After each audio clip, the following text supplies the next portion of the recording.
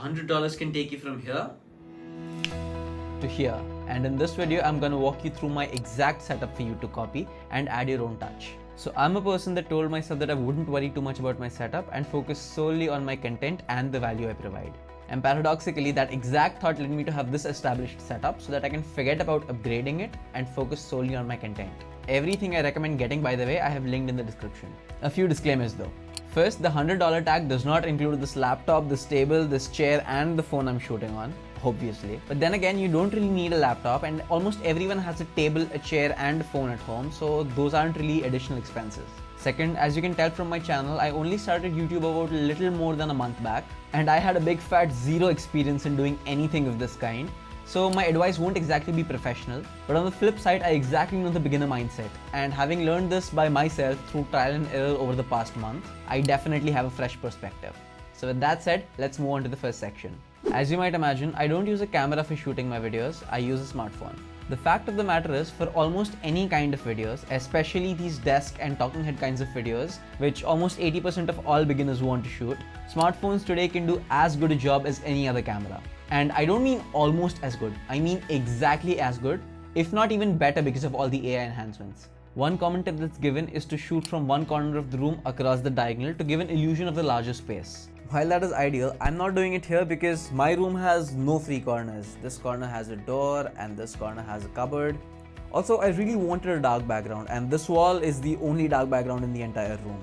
If you cannot manage to shoot corner to corner either, I would still recommend keeping your recording device on one edge of the room and your desk set up somewhere in the middle of the room to create the same illusion. Of course, in this case, the entire frame should be a flat wall. There should be no corners visible on either side. And in my case, I also have a mirror right behind my phone so that I can see how I look all the time. For holding my camera, I'm using the Amazon Basics tripod that's about $15. And I know you can balance your phone on some books or chairs, but do not do that. I repeat, do not do that. Such arrangements are a huge friction point and they'll drive down your enthusiasm every time you sit to shoot.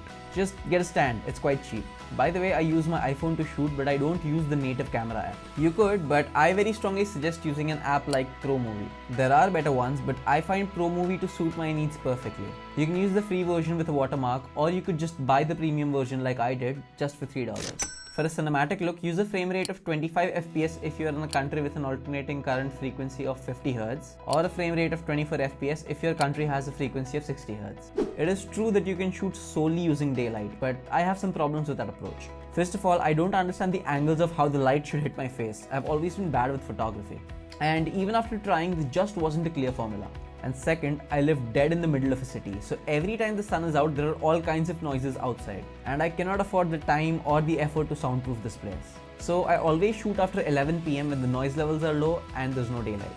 Also, I didn't want the sun or the clouds to dictate when I could shoot my videos. So here's the formula for artificial lighting on your subject. You want large sources of light as close to the subject as possible. And for that purpose, I use these ring lights right outside my frame, as you can see from the reflection on my specs. These ring lights are $6 a piece, but there are better ones on Amazon that I've linked below that are about $10. You want to place these lights slightly above eye level on both sides of the subject, shining directly onto it. And while I have kept them both at roughly equal brightness, some people prefer one of them to be brighter than the other one. So for now, let's suppose that the one on my left is slightly brighter than the one on my right. So the brighter one on my left would be called the main light and is supposed to provide all of the main light that shines my face. But that would create a lot of shadows, so we need another dimmer light called the fill light on the other side of the face. And you can always adjust the relative brightness of these lights as per your preference. I also got this light to use as a rim light, but honestly I couldn't make out much of a difference and it was a hassle to set up, so it's neither necessary nor do I recommend it. By the way, for both my main and my fill light, I use stands like these to hold them in place on top of chairs. Each stand is about $10, although you can use the Amazon Basics stand if you want as well. And if you have a big enough table, you can put it on the table itself instead of getting more chairs like I did. There's one more light that I have taped to the back of my chair to light up the background. I have set this light on blue and it gives me some visible separation from the background.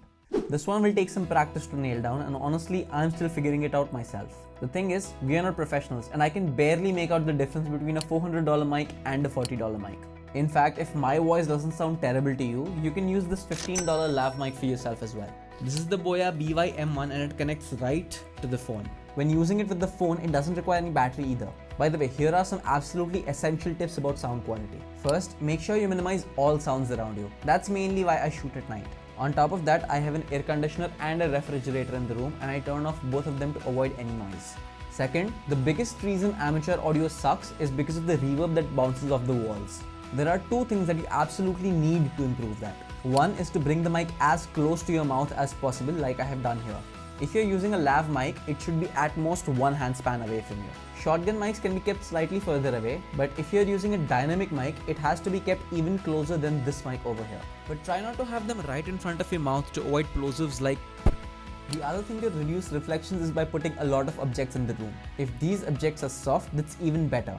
I shoot in front of an open wardrobe right there so that the clothes can absorb all of the reverberation. This part is completely optional, but I've found that it helps. So I won't be providing the links to these things, but I will still be adding them to the cost. Firstly, I've started to use a desk because I've realized that it helps me relax by placing my arms over here. As you can see in my previous videos, I was completely tense. I always keep my laptop to the right to read my script, and it also adds an element to the frame. Of course, I won't count the cost of these things because I owned them even before I had the YouTube channel. On my left, I have this artificial plant and this table lamp. The plant just provides a pop of color in this rather neutral scene, and it gives a reason for this lamp to exist. The lamp is something called a practical light. Basically, I don't use it for lighting purposes, but I keep it here to give the illusion that the light on the left of my face is coming from this lamp. By the way, the plant is $3 and the lamp is $10. I have another practical light to create some drama in the scene. It is a yellow lamp with a light trail. This is the last prop and it cost me $15, bringing the grand total to a total of $111 for this setup. Honestly, I'm quite happy with how this looks and sounds for now. Some other pointers: if you don't have a good background, you could use a paper curtain behind you. However, this isn't something that I have personal experience with. Don't try to use a green screen if you don't have decent lighting equipment. You can check out my first few videos to see what a disaster that was. Finally, you don't have to get everything that I mentioned. If you are on a tighter budget, you don't have to get the fill light, the background light, or these embellishments. I would still recommend that you give the stands a priority. That's it from my side. Best of luck with your journey, and if you choose to subscribe, I'll see you in the next one.